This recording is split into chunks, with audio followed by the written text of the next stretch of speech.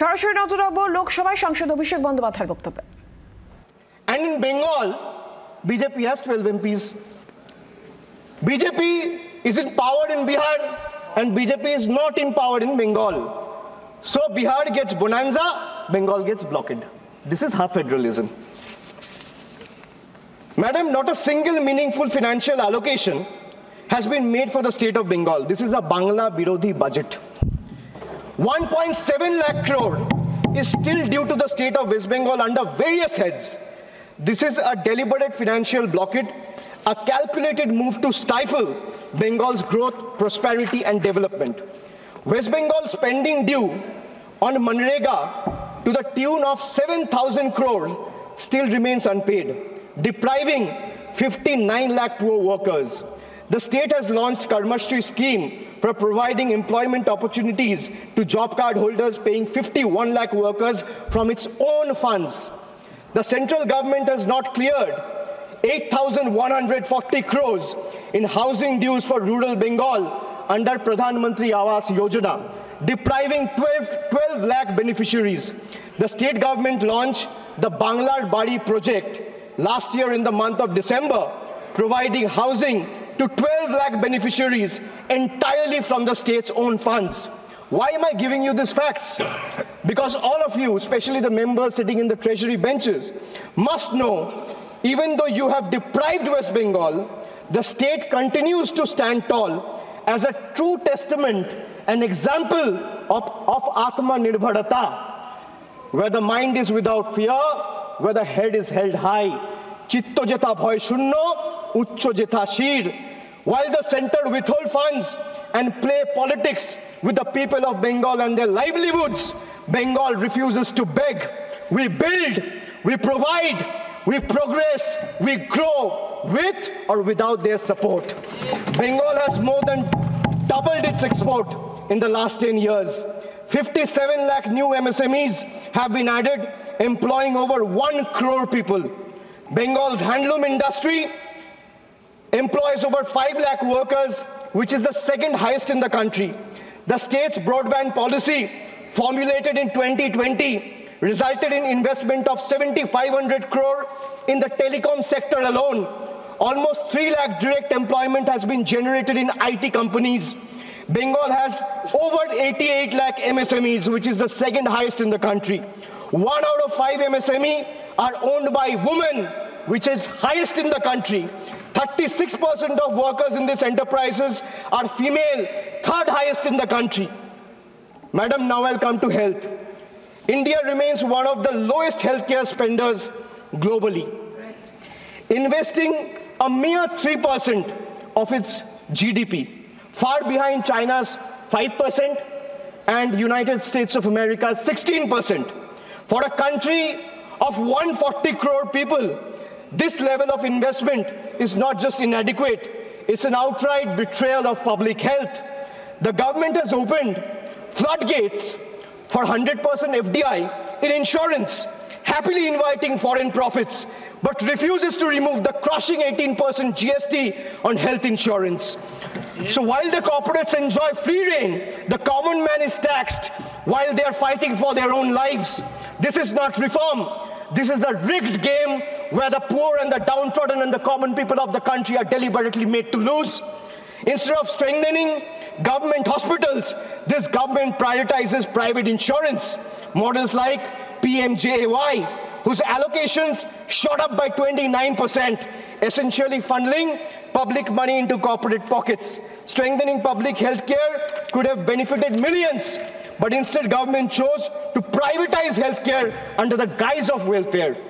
And if the government truly cared about public health, why has funding for mental health programs like National Tele-Mental Health Scheme has been slashed by 16%?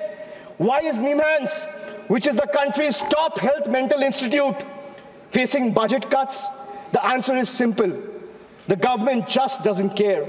If healthcare were a priority, this budget would be investing in real solutions, not just mere illusions. Under BJP rule, all of them combined, they excel in crafting headlines. But when it comes to hospitals, medicines, genuine public health investment, the reality is nothing short of an empty set. Madam, now I'll come to half minister. I spoke about half truths. I spoke about half federalism. Now let's talk about half minister. Because our part-time railway minister is also juggling between two other ministries.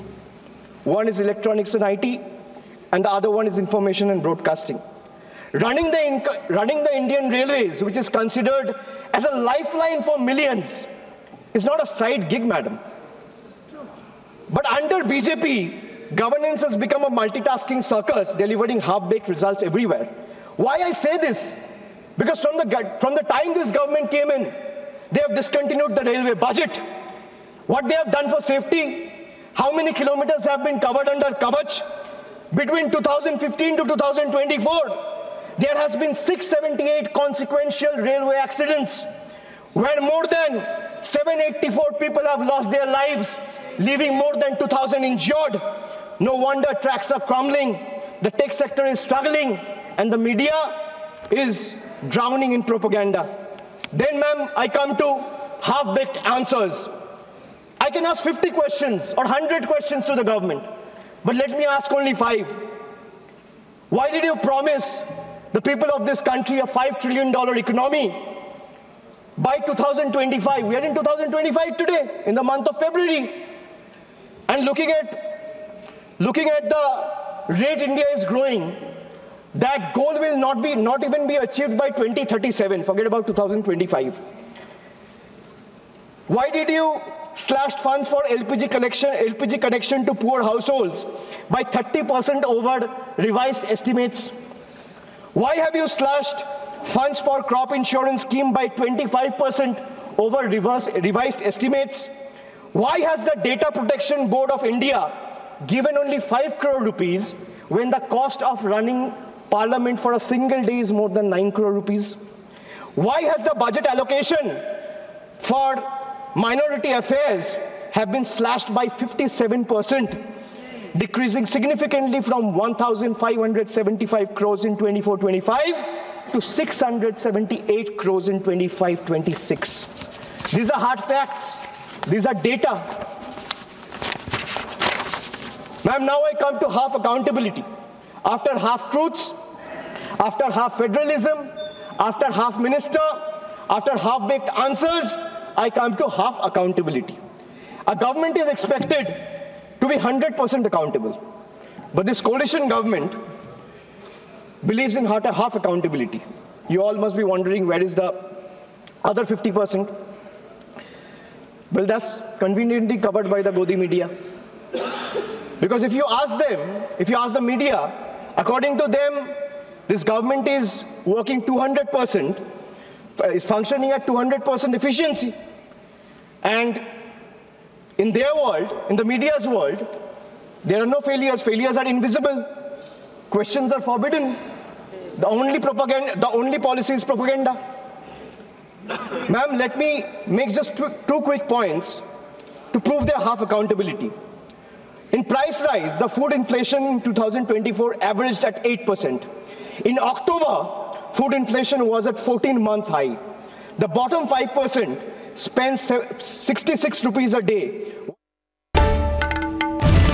বাংলার আওয়াজ, বাঙালির আবেগ, জি 24 ঘন্টা।